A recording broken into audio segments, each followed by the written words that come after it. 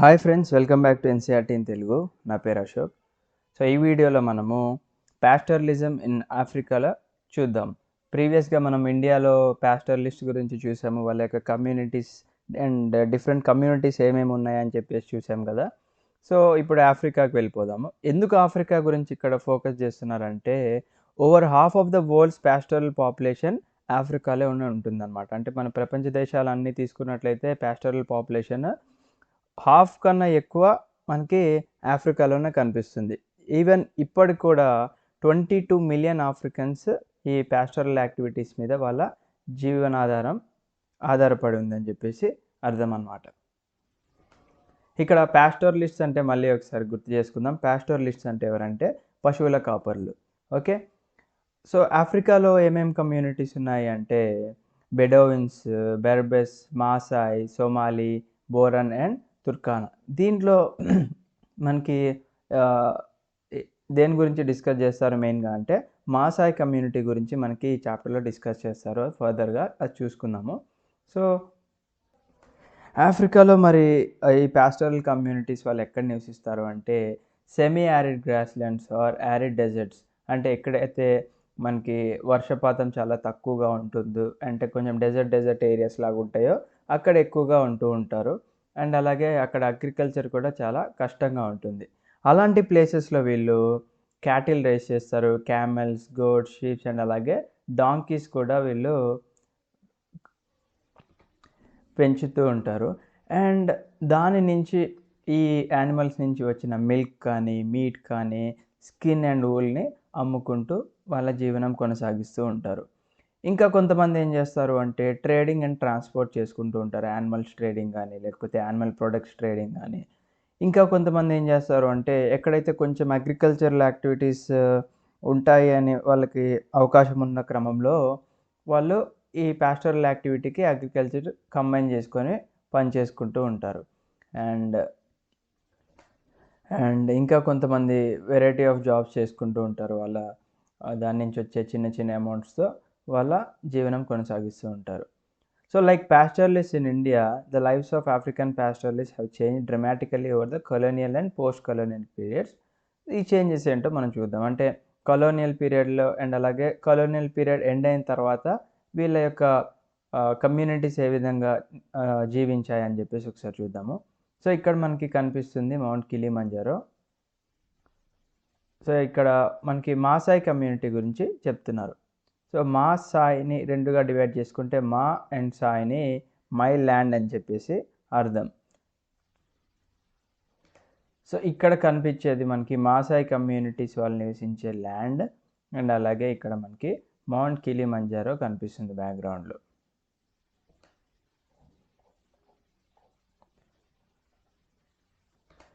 So ఇక్కడ మనకి African continent యొక్క మ్యాప్ ఇచ్చారు. ఆఫ్రికా అంటే మనందరికీ తెలుసు, ఏషియా తర్వాత నెక్స్ట్ ఎక్కువ పాపులేషన్ ఉన్న కాంటినెంట్ ఏదంటే ఆఫ్రికన్ కాంటినెంట్. సో ఈ ఆఫ్రికన్ కాంటినెంట్లో మనకి ఇక్కడ ఒక బాక్స్ ఇచ్చారు చూసారా. మనము ఈ బాక్స్లో ఉన్న ఏరియా గురించి డిస్కస్ చేసుకుంటాం. ఎందుకంటే కొంచెం మనం జూమ్ చేసుకున్నట్లయితే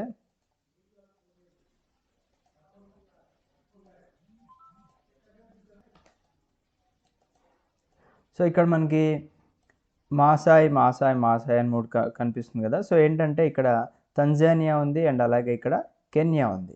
సో ఈ ఏరియాస్లో మాసాయ్ కమ్యూనిటీస్ వాళ్ళు నివసిస్తున్నారు. అండ్ అలాగే మనం ఆఫ్రికాలో చూసుకుంటే ఇందాక హైయెస్ట్ మౌంటైన్ చూసుకున్నాం కదా, మౌంట్ కిలిమంజారో కూడా మనకి ఈ తంజానియాలోనే కనిపిస్తుంది అనమాట. అండ్ దాని యొక్క హైట్ వచ్చేసి మనకి 5895 మీటర్స్. అండ్ ఇదే ఏరియాలో మనం ఏం చూసుకోవచ్చు అంటే లేక్ విక్టోరియా కనిపిస్తుంది చూసారా ఇక్కడ.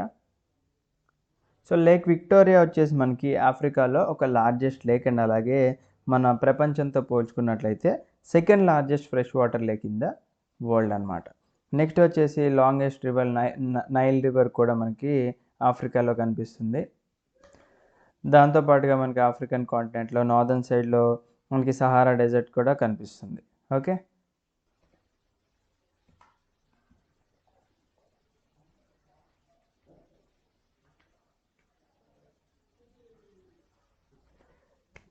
సో మనము మాసాయ్ కమ్యూనిటీ గురించి డిస్కస్ చేసుకున్నట్లయితే ఇక్కడ కెన్యా కనిపిస్తుంది కదా మనకి. కెన్యాలో మనకి సదర్న్ కెన్యాలో మాసాయ్ అని 2 టైమ్స్ రాశారు కదా. అంటే మనకి ఇక్కడ మాసాయ్ కమ్యూనిటీ వాళ్ళు సదర్న్ కెన్యాలో ఎక్కువగా నివసిస్తూ ఉంటారనమాట. అరౌండ్ ఇక్కడ 3 lakhs మెంబర్స్ వరకు నివసిస్తూ ఉంటారు. అండ్ అలాగే మనము నార్దర్న్ తంజానియాలో చూసుకున్నట్లయితే అరౌండ్ 1,50,000 వరకు ఈ ఏరియాస్లో నివసిస్తూ ఉన్నారు. సో మన ఇండియాలో చూసుకున్నట్లుగానే కొత్త లాస్ అండ్ రెగ్యులేషన్స్ వచ్చిన తర్వాత వీళ్ళ యొక్క ల్యాండ్ని ఏ విధంగా తీసుకున్నారు అండ్ వీళ్ళ యొక్క మూమెంట్స్ని ఏ విధంగా రిస్ట్రిక్ట్ చేశారో చూసుకుందాము. ఇలా చేసిన క్రమంలోనే ఒకసారి వీళ్ళకి ఒక డ్రాట్ కూడా రావడం జరుగుతుంది. అంటే కరువు వచ్చింది. తర్వాత వాళ్ళ యొక్క సోషల్ రిలేషన్షిప్ ఏ విధంగా రీషేప్ చేసుకున్నారో మనము చూద్దాం. సో ఫస్ట్ టాపిక్ ఇక్కడ ఏంటంటే where have the grazing lands gone అని చెప్పేసి ఇచ్చారు మనకి. So one of the major problem Maasai community ఏం ఫేస్ చేశారంటే continuous loss of their grazing lands.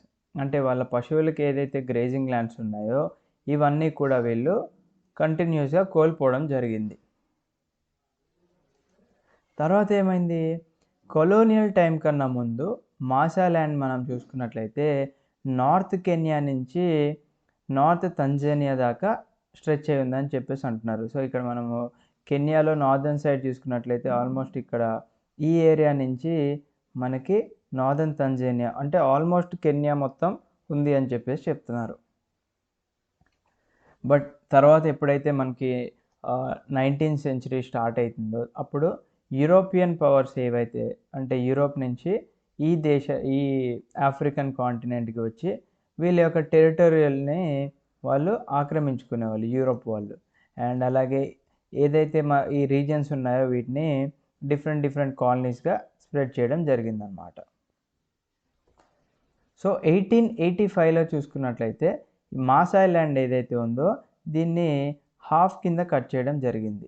Half కింద కట్ చేసి ఒక ఇంటర్నేషనల్ బౌండరీని కూడా గీశారు. ఏంటివి అవి, బ్రిటిష్ కెన్యా అని చెప్పేసి ఒకటి అండ్ అలాగే జర్మన్ తంజానికా అని చెప్పేసి రెండు డివిజన్స్ కింద వీళ్ళు డివైడ్ చేశారు. సో మనకి తంజానికా అని ఒకసారి దీని యొక్క హిస్టరీ చూసుకున్నట్లయితే ఇక్కడ తంజానికా మనకి జర్మన్ వాళ్ళ చేతిలో ఉండేది కదా. సో దీన్ని ఏమైందంటే బ్రిటిష్ వాళ్ళు కాంకర్ చేసుకున్నారు అన్నమాట దీన్ని Tanganyika during the first world war. తర్వాత ఇన్ 1919 ఎప్పుడైతే వరల్డ్ వార్ అయిపోయిందో మనకి 1914 నుంచి 1918 వరకు జరిగింది కదా. సో 1919లో ఏం జరిగిందంటే Tanganyika came under the British control. So ఇప్పుడు ఇది కూడా మనకి తంజానికా బ్రిటిష్ వాళ్ళ కంట్రోల్లోకి వెళ్ళిపోయింది.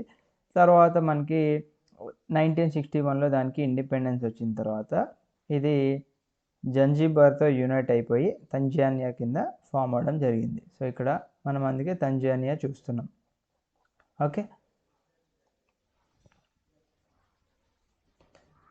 సో వీళ్ళు ఇంటర్నేషనల్ బౌండరీ గీసి టెరిటరీస్ని డివైడ్ చేసిన తర్వాత ఏం చేశారంటే ఏదైతే బెస్ట్ గ్రేజింగ్ ల్యాండ్స్ ఉన్నాయో అంటే వీళ్ళ యొక్క పశువులు డైలీ మేసే మంచి ల్యాండ్స్ ఏవైతే ఉన్నాయో వాటిని ఈ తెల్లవారు వాళ్ళ యొక్క సెటిల్మెంట్ కోసం అంటే వాళ్ళు నివసించడానికి అండ్ మల్టీ యూజెస్ కోసం వాళ్ళు ఆక్రమించారనమాట.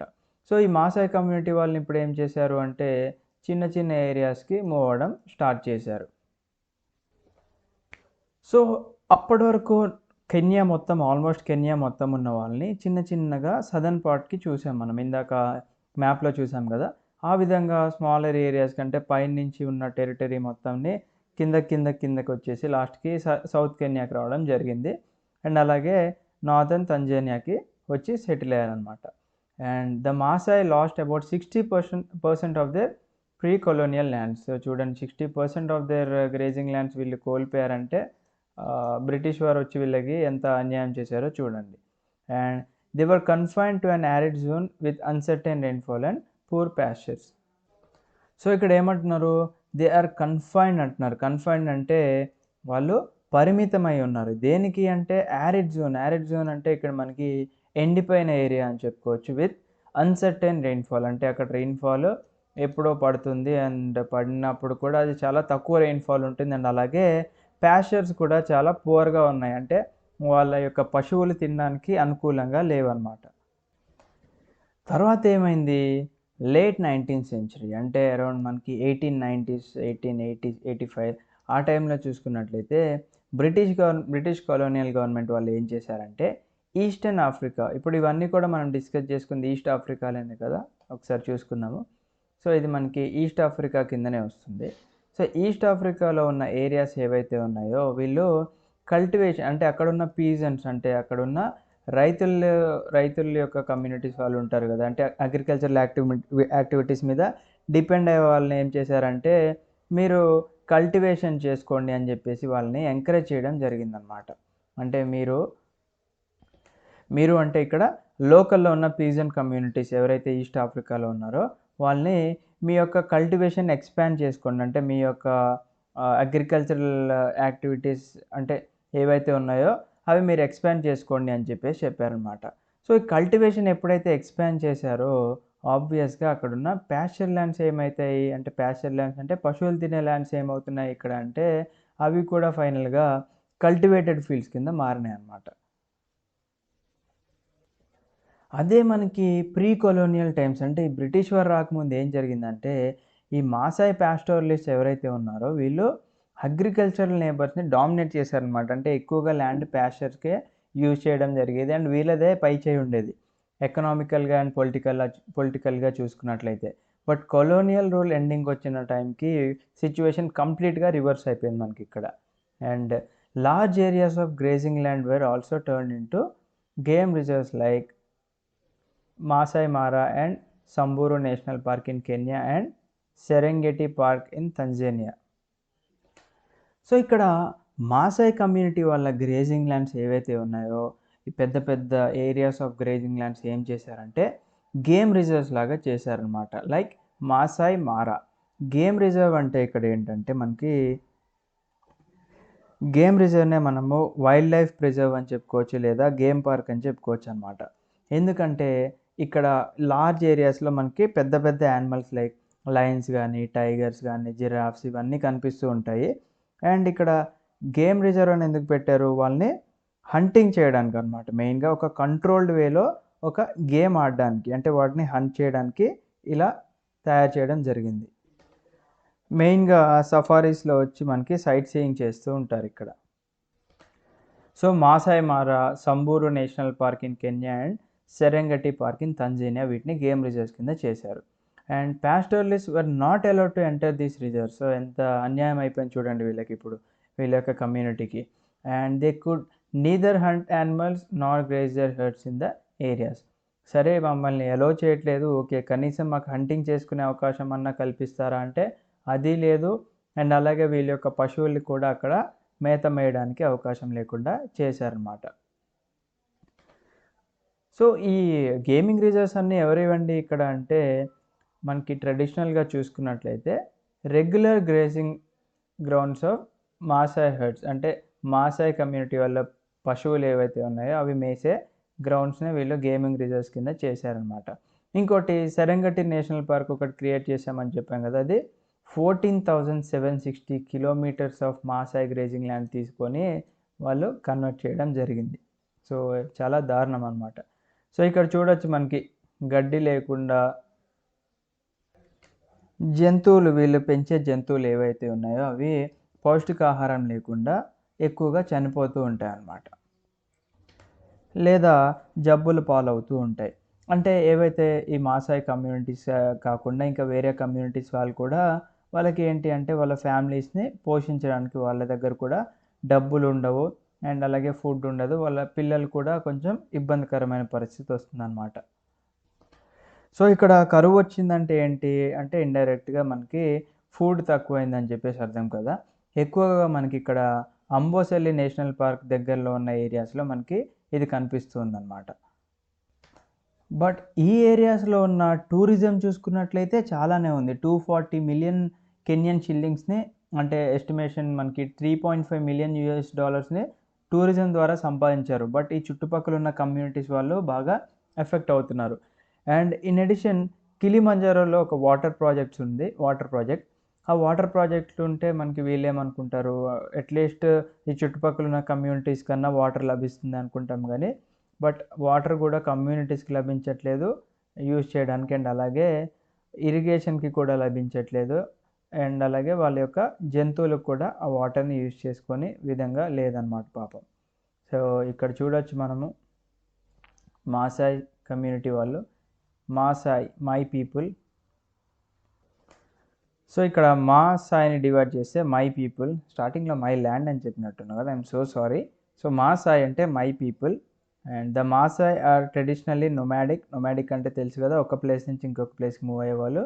And pastoral people who depend on milk, meat for subsistence, and high temperatures combined with low rainfall to create conditions which are dry, dusty and extreme hot. Drought conditions are common in the semi-arid land of equatorial heat. During such times pastoral animals die in large numbers అంటున్నారు.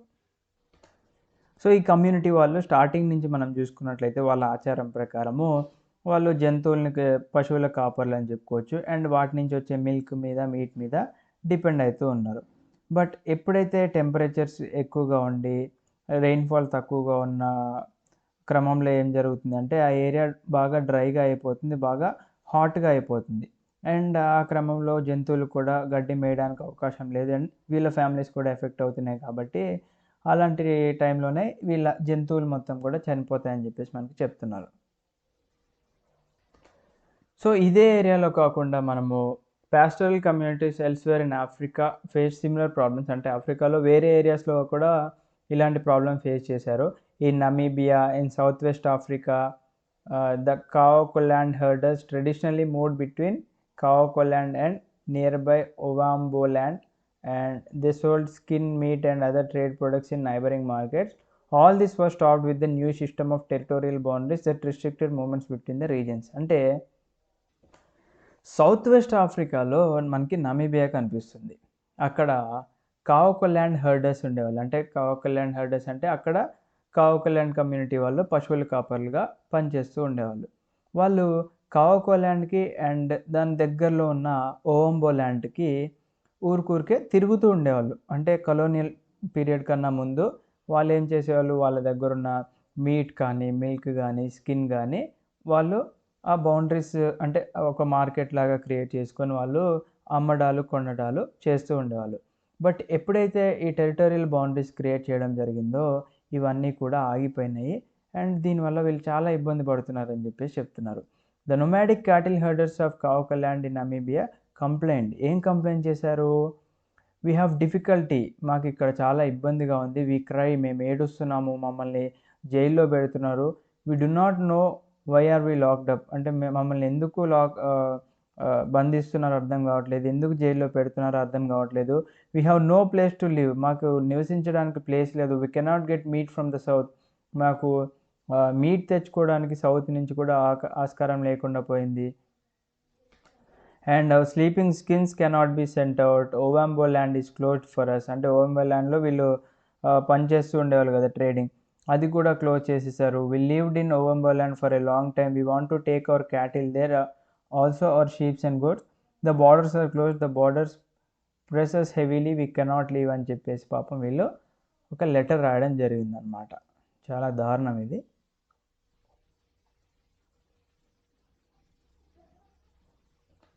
So colonial government వచ్చిన తర్వాత ఆఫ్రికాలో police వారికి ఏం చేశారు, కొన్ని instructions ఇవ్వడం జరిగింది. ఆ ఇన్స్ట్రక్షన్స్ ఏంటి అంటే ఈ పాస్టోరల్ యొక్క మూమెంట్స్, అంటే వాళ్ళ యొక్క నడవడిక మీద మీరు ఒకసారి ఒక కన్నేసి ఉంచండి అని చెప్పేసి చెప్పారు. అండ్ అలాగే ఏవైతే వీళ్ళు బౌండరీస్ డివైడ్ చేశారో వాటిలోకి ఎంటర్ కానికుండా చూడండి అని చెప్పేసి అన్నారనమాట. అండ్ దీనికే మెజిస్ట్రేట్ పోలీస్కి ఆర్డర్ ఇవ్వడం జరిగింది. ఏమని ఇచ్చారు? in southwest Africa, restricting the movements of the pastorals of Kaokoland in Namibia. So నమీబియాలో ఉన్న కావోకోలాండ్ కమ్యూనిటీ వాళ్ళ యొక్క మూమెంట్ మనం రిస్ట్రిక్ట్ చేయాలి అని చెప్పేసి అన్నారు. And passes to enter the territory should not be given to these natives unless exceptional circumstances necessitate their entering. అంటే వీళ్ళకి మనం చెప్పుకున్నాం కదా ప్రీవియస్ చాప్టర్లో కూడా పాసెస్ ఇష్యూ చేసేవాళ్ళని. సో ఆ పాసెస్ అనేది వీళ్ళకి వాళ్ళ టెరిటరీలోకి ఎంటర్ అవ్వడానికి మనము అవకాశం ఇవ్వకూడదు. అన్‌లెస్ ఒక ఎక్సెప్షనల్ కేస్ ఉంటే కానీ మనం ఇక్కడ ఇవ్వద్దు అని చెప్పేసి చెప్పారనమాట. The object of the above proclamation is to restrict the number of natives entering the territory. అంటే వాళ్ళ యొక్క నేటివ్ కౌకల్యాన్ కాబట్టి అక్కడికి ఎంటర్ అయ్యే అసలు అవకాశం కల్పించాలి. బట్ వీళ్ళు కల్పించట్లేదు.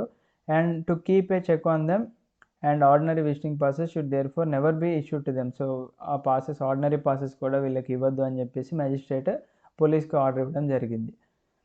సో నెక్స్ట్ ఏంటి అంటే the loss of the finest grazing lands and water resources created pressure on the small area of land that the Maasai were confined within. So ఇప్పటికే వాళ్ళు వాళ్ళ యొక్క గ్రేజింగ్ ల్యాండ్స్ కోల్పోయారు and water resources లేకపోవడం వల్ల వీళ్ళు నివసించే చిన్న చిన్న ఏరియాలో ఆఫ్ ల్యాండ్స్ మీద కూడా ప్రెషర్ అనేది బిల్డ్ అవ్వడం స్టార్ట్ అయిందనమాట. And continuous grazing within a small area inevitably meant a deterioration of the quality of pasture. So ఒకటే ఏరియాలో జంతువులు డైలీ వెళ్ళి మేత మేస్తూ ఉంటే అక్కడ ఉన్న గడ్డి మొత్తం అయిపోతుంది కదండి. అండ్ ఆ ఏరియాలో ఉన్న గడ్డి క్వాలిటీ కూడా అంతా తగ్గిపోయి మొత్తం ఈ జంతువులు తినేస్తూ ఉంటాయి అండ్ ఇంకా తినడానికి ఛాన్స్ ఉండదన్నమాట. And fodder was also in short supply. Fodder అంటే మనకి జంతువులు తౌడు తింటూ ఉంటాయి, అది కూడా ఇప్పుడు షార్టేజ్ అయిపోయింది. Feeding the cattle become persistent problem. So క్యాటిల్కి గడ్డి కాకుండా ఇంకా వేరే కూడా తినిపిస్తూ ఉంటారు, అది కూడా ఇప్పుడు షార్టేజ్ అవ్వడం వల్ల చాలా ఇబ్బందులు పాలవడం జరుగుతుంది అంటున్నారు. Next the borders are closed. So before colonial rule మనం చూసుకున్నట్లయితే ఆఫ్రికన్ పాస్టరల్స్ ఎక్కడంటే అక్కడికి తిరుగుతూ కొత్త కొత్త పాస్చర్స్ని వెతుక్కుంటూ వాళ్ళ యొక్క క్యాటిల్ హెర్డ్స్ని వాళ్ళు మేపుతూ ఉండేవాళ్ళు. బట్ ఎప్పుడైతే లేట్ 19th సెంచరీ వచ్చిందో colonial government began imposing restrictions అనమాట. అంటే వాళ్ళ యొక్క మూవ్మెంట్ని రిస్ట్రిక్ట్ చేయడం జరిగింది. Like the Maasai other pastoral groups were also force to live within the confines of special reserves. So వీళ్ళందరికీ, ఈ కమ్యూనిటీస్ వాళ్ళందరికీ ఒక ప్లేస్ ఇవ్వడం జరిగింది, మీరు ఇక్కడే నివసించాలి అని చెప్పేసి చెప్పడం కూడా జరిగిందనమాట. సో వీళ్ళ యొక్క మూవ్మెంట్ కంప్లీట్గా రిస్ట్రిక్ట్ చేశారు వీళ్ళు. The boundaries of the reserve of these reserves became the limits within which they could now move. So వీళ్ళకి కొన్ని బౌండరీస్ గీసి మీరు ఇదే బౌండరీస్లో నివసించాలి అండ్ దీన్ని దాటి వెళ్ళకూడదు అన్నారు. ఒకవేళ దాటి వెళ్ళాలంటే పాసెస్ ఇష్యూ చేసేవాళ్ళు, బట్ ఆ పాసెస్ కూడా ఓన్లీ స్పెషల్ కేసెస్ ఉంటే, అంటే స్పెషల్ పర్మిట్స్ ఉంటే కానీ వాళ్ళు దాటే ఆస్కారం లేదనమాట. And it was difficult to get permits without trouble and harassment. అంటే ఇక్కడ వాళ్ళకి ఆ పాసెస్ కావాలంటే వీళ్ళు ఎంతో హెరాస్మెంట్కి గురయ్యి ఎంతో ఇబ్బందులు పాలైతే కానీ ఆ పాసెస్ రావు. Those found guilty of disobeying the rules were severely punished. So ఎవరైనా పాసెస్ లేకుండా కానీ కొంతమంది దొంగతనంగా దూరి వెళ్ళిపోతూ ఉంటారు కదా, అంటే ఏదో ఒక ఏరియాని క్రియేట్ చేసుకొని ఆ ఏరియా నుంచి మూవ్ అయ్యే వాళ్ళని ఒకవేళ పట్టుకున్నట్లయితే సివియర్గా పనిష్ కూడా చేసేవాళ్ళు. అండ్ వైట్ ఏరియాస్ అంటే ఎక్కువ ఈ బ్రిటిషర్స్ నివసించే ఏరియాస్లో వీళ్ళకి పర్మిట్ లేదు. అంటే వాళ్ళ యూజ్ చేసే మార్కెట్స్లో, అంటే వైట్ ఏరియాస్లో ఉన్న మార్కెట్స్లో కూడా వీళ్ళకి పర్మిట్ కూడా లేదనమాట. In many regions they were prohibited from participating in any form of trade. అంటే కనీసం వీళ్ళకి ట్రేడ్ చేసే అవకాశం కూడా కల్పించలేదు. White settlers and European colonists saw pastoralists as dangerous and savage people with whom all contact had to be minimized. So ఈ తెల్లవారు and అలాగే యూరోపియన్ కాలనిస్టులు ఏం చూశారు, ఈ పాస్టరలిస్ట్ కమ్యూనిటీస్ ఎవరైతే ఉన్నారో వాళ్ళు చాలా డేంజర్, వాళ్ళు దేనికి వెనకాడరు, అందుకనే వీళ్ళతో మనం కాంటాక్ట్ అనేది ఎంత తగ్గించుకుంటే అంత మంచిది అని చెప్పేసి వీళ్ళు భావించారనమాట. Cutting of all links was however never really possible because white colonists had to depend on the black labor to bore mines and build roads and towns. So వీళ్ళు ఏమనుకున్నారు, ఎంత వీలైతే అంత మనం కమ్యూనికేషన్ వాళ్ళతో తగ్గించుకోవాలన్నారు. బట్ ఈ తెల్లవాళ్ళకి పనిచేయడానికి ఎవరు కావాలి, ఇప్పుడు ఈ నల్లవారే కావాలి కదా. సో దాంతో ఏం చేశారు, వీళ్ళకి మైన్స్ని డిగ్ చేయాలన్నా కానీ లేకపోతే రోడ్లు కట్టాలన్నా, టౌన్స్ని బిల్డ్ చేయాలన్నా కానీ బ్లాక్ లేబరే చాలా గట్టిగా ఉంటారు అండ్ పనులు చేస్తారని తెలుసు వాళ్ళకి. So the new territorial boundaries and restrictions imposed on them suddenly change the life of pastoralist. So మనకి అందరికీ తెలుసు, ప్రీవియస్ చాప్టర్స్లో డిస్కస్ చేసుకున్నట్లుగానే టెరిటోరియల్ బౌండరీస్ ఎప్పుడైతే కట్టారో వీళ్ళ యొక్క మూమెంట్ రిస్ట్రిక్ట్ చేయడం వల్ల వీళ్ళ యొక్క లైఫ్ సడన్గా చేంజ్ అయిపోయినాయి. అంటే మంచిగా హ్యాపీగా ఉండే లైఫ్ కూడా వీళ్ళు చాలా సాడ్గా అయిపోయింది. This adversely affected both their pastoral and trading activities. So దీనివల్ల వీళ్ళ యొక్క పాస్టోరల్ లైఫ్కి ఇది అయిపోయింది అండ్ అలాగే వీళ్ళు మిల్క్, మీట్ ఇవన్నీ కూడా ట్రేడింగ్ చేసే ఆస్కారం కూడా కోల్పోయారనమాట. And earlier pastoralist not only looked after animal herds but traded in various products. Already మనం చెప్పుకున్నాం. The restrictions under colonial rule did not entirely stop their trading activities, but they were now subject to various restrictions. So ఈ colonial rule వచ్చిన తర్వాత ఈ రెస్ట్రిక్షన్స్ని వీళ్ళని అంటే trading restrictions ఎంటైర్గా ఆపలేదు, but కొంత జరిగేదని చెప్పేసి చెప్తున్నారు అనమాట. Next, when pastures dry. So drought affect the life of pastoralist everywhere. So కరువు వచ్చిందంటే అది పాస్టరల్ కమ్యూనిటీస్కి అంతటినీ ఎఫెక్ట్ చేస్తుంది అంటున్నారు. సో కరువు ఎందుకు వస్తుంది మనకి ఇక్కడ? When rains fail and pastures are dry, cattle are likely to starve unless they can be moved to other areas where forage is available. అసలే వీళ్ళని డ్రై ఏరియాస్లోకి అంత తోసివేయడం జరిగింది. అండ్ అదే క్రమంలో ఇక్కడ రెయిన్ఫాల్ కూడా తక్కువ ఉంది అండ్ అక్కడున్న గడ్డి కూడా మొత్తం ఎండిపోయింది. సో మరి ఈ క్రమంలో వాళ్ళ దగ్గర ఉన్న జంతువులు బాగా ఆకలి ఎక్కువ వేస్తుంది అండ్ వాటికి మూవ్ అవ్వడానికి కూడా అవకాశం లేదనమాట. సో ఇప్పుడు ఏం చేయాలి వీరు? ఎక్కడైతే ఫోరేజ్ ఈజ్ అవైలబుల్ అంటే ఎక్కడైతే మేత అవైలబుల్గా ఉందో అక్కడికి తీసుకెళ్లాల్సిన అవకాశం వచ్చిందనమాట ఇప్పుడు వీళ్ళకి. But this is why traditionally pastoralist and nomadic. So అందుకే వీళ్ళని నొమాడిక్ పాస్టరలిస్ట్ అంటాం. ఎందుకు? ఇలాంటి సిచ్యువేషన్ వచ్చినప్పుడు వీళ్ళందరూ వేరే ఏరియాస్కి మూవ్ అవుతూ ఉంటారు కాబట్టి వీళ్ళకి నొమాడిక్ పాస్టరలిస్ట్ అని పేరు వచ్చింది. This nomadism allows them to survive bad times and avoid crisis. So ఇలాంటి ఈ కమ్యూనిటీస్ ఉండడం వల్ల వీళ్ళకి ఎంత బ్యాడ్ టైం వచ్చినా అండ్ ఎంత క్రైసిస్లో ఉన్నా కానీ వీళ్ళు వేరే ఏరియాస్కి సింపుల్గా మూవ్ అయిపోయి మళ్ళీ అక్కడ జీవనం కొనసాగిస్తూ ఉంటారు. ఎప్పుడు? Before colonial rule.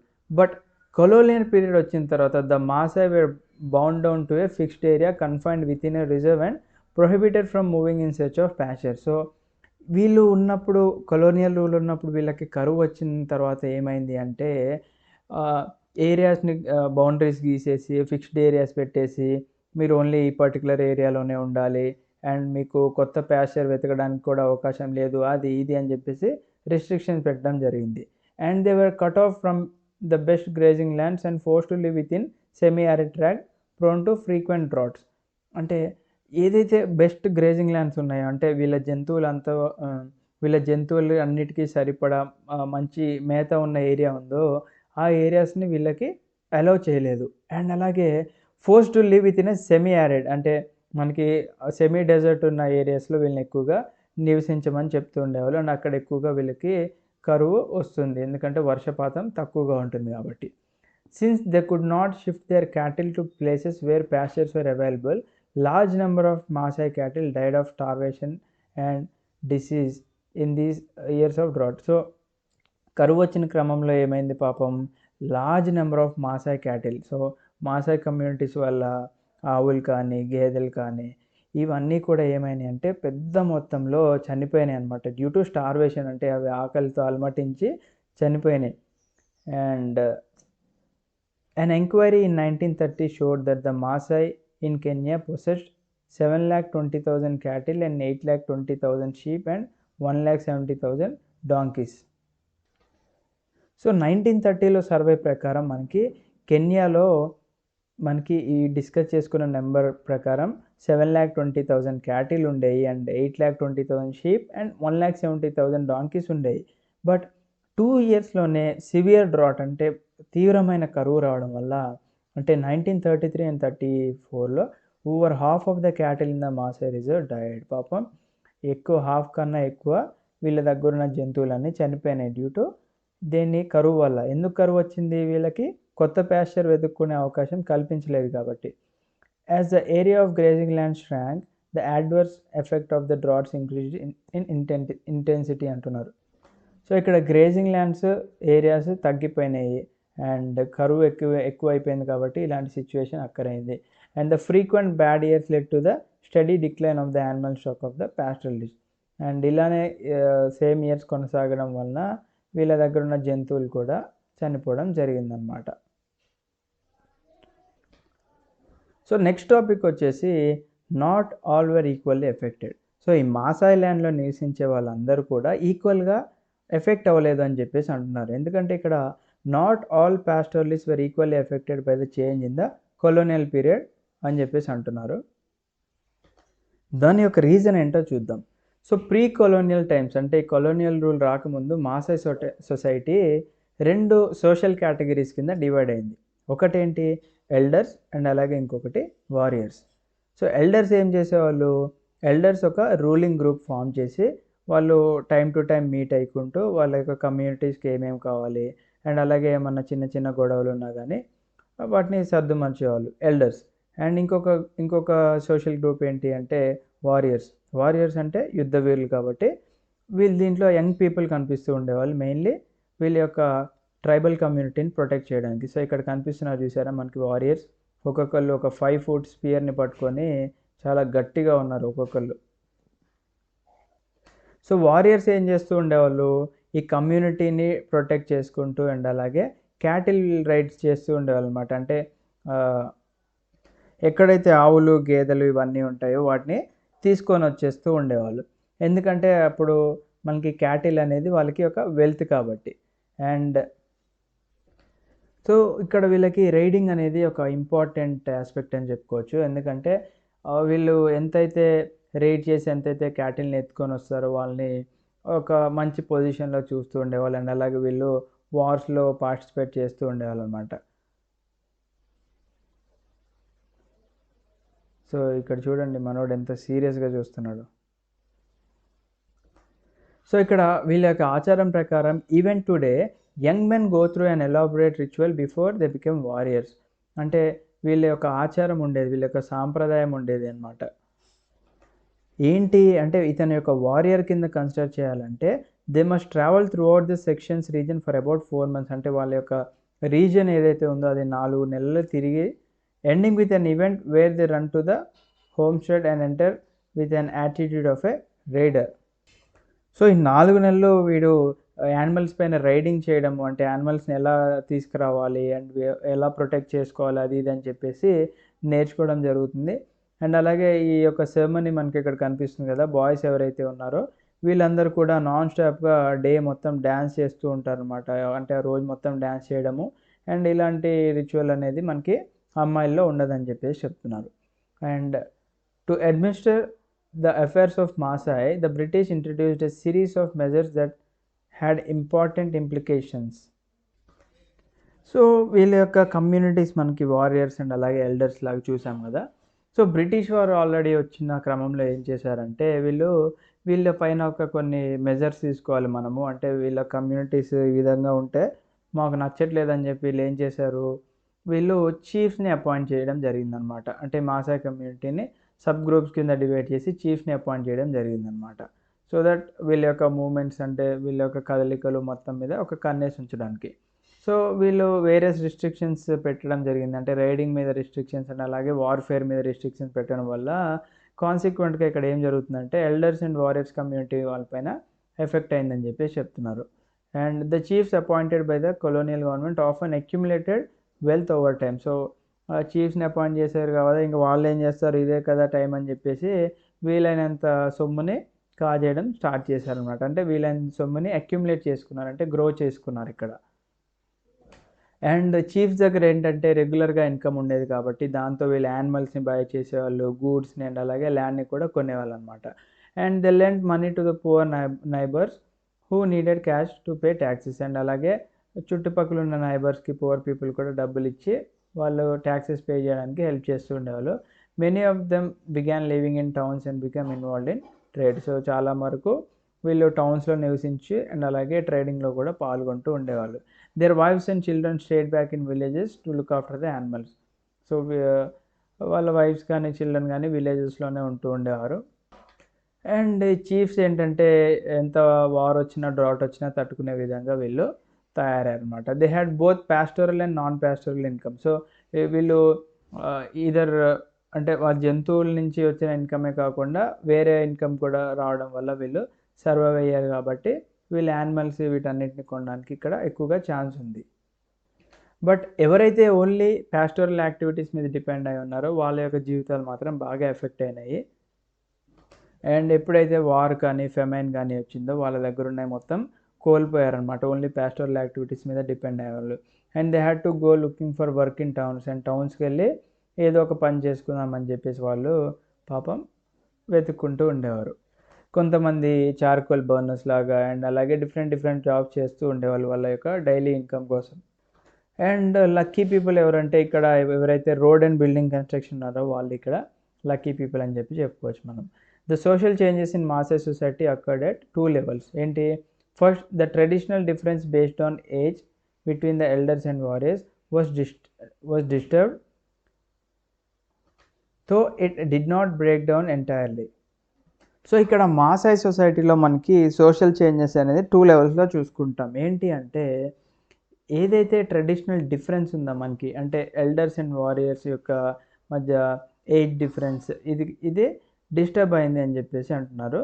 So it did not break down entirely, అంటే కంప్లీట్గా కాకపోయినా కొంచెం ఎఫెక్ట్ అయిందని చెప్పేసి అంటున్నారు.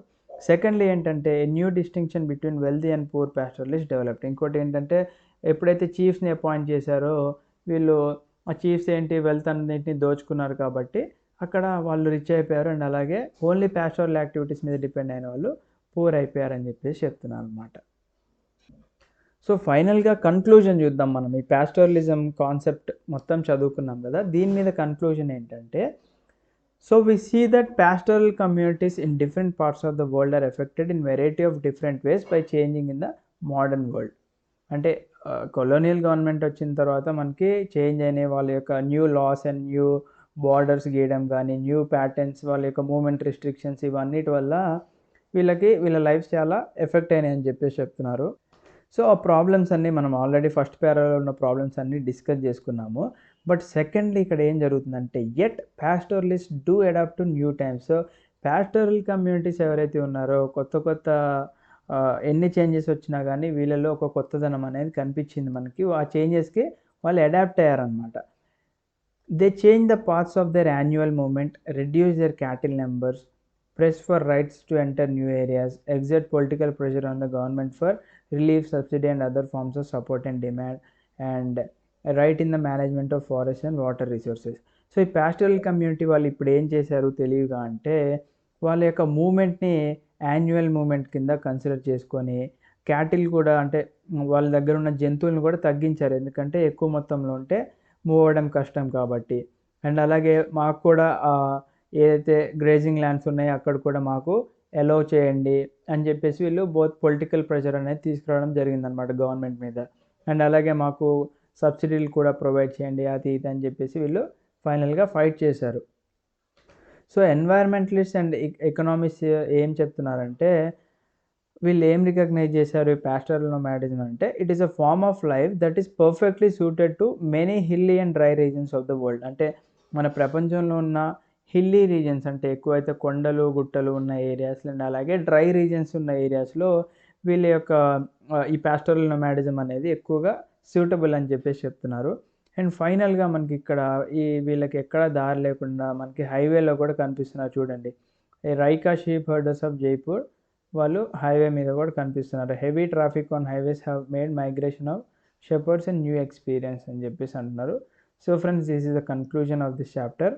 అండ్ ఫైనల్గా అందరూ ఒకసారి క్లాప్స్ కొట్టండి. మనం 9th క్లాస్ హిస్టరీ కంప్లీట్ చేసుకున్నాం ఈ చాప్టర్తో. సో త్వరలోనే 10th క్లాస్ హిస్టరీ కూడా ఒకటి రిమైనింగ్ ఉంది కదా. 10th క్లాస్ హిస్టరీ అండ్ అలాగే మనకి రిమైనింగ్ ఏమున్నాయంటే 9th క్లాస్లో సైన్స్ అండ్ అలాగే 10th క్లాస్ సైన్స్ కంప్లీట్ చేస్తే మనం సక్సెస్ఫుల్గా 6 నుంచి 10th క్లాస్ వరకు మన ఛానల్లో అవైలబుల్గా ఉంటాయి. అండ్ 11th క్లాస్ ఆల్రెడీ మనము చెప్పుకున్నాము, అంటే 11th class plus course already మనం కంప్లీట్ చేసుకున్నాం కాబట్టి in case 11th class plus course కావాలనుకున్న వాళ్ళు 8985237565 నెంబర్కి వాట్సాప్ చేయండి. Thank you. జై హింద్.